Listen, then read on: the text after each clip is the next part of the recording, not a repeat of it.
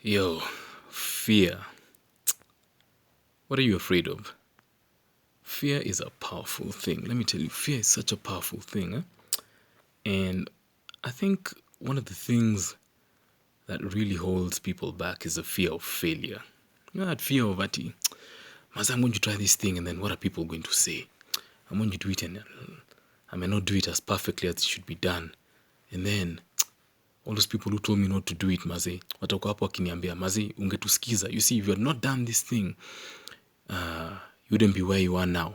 But you know what? The fear of failure is terrible because the fear of failure stops most of us from starting anything, because you're more scared of what people are going to say than of, of you actually doing this thing.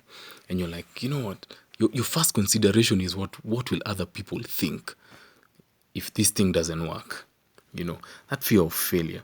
But I think if you're willing to accept the fact that whatever it is you want to do probably won't work the first time, the second time, the third time, even the fourth time, if you get over that fear of failing and you get used to the idea that, you know what, I might actually start this thing and it won't work, and I'll do it again and it won't work.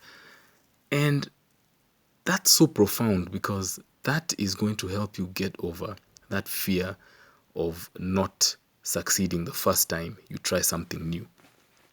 And this hit me so profoundly when I was thinking about the late Bob Collymore. And I was thinking, this guy didn't have a degree.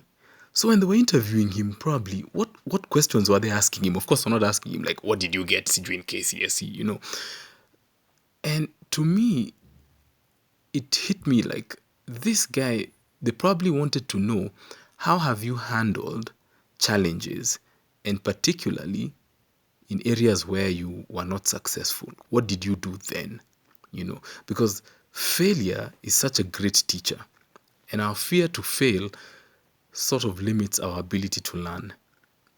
So if you did something once and you didn't, you failed, it didn't come out the way you wanted it to, at least you learned from it. You learned from that failure, And so if not for anything, at least you know now how not to do that thing, And so if we get over that fear of failure, the sky's the limit. I remember the first time I was doing TV, and I thought to myself, I've never done TV before, and this was a live show.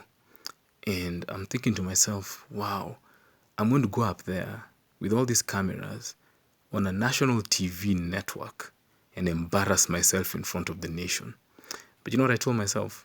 I'm going to do it once. I will probably screw up, but I'll only screw up once. And at least, if I survive that embarrassment, I'll have known what not to do, And, with that in my mind, knowing that I'll probably go and I'll mess it up, I went and I did it. And you know what? It wasn't as bad as I thought it would be.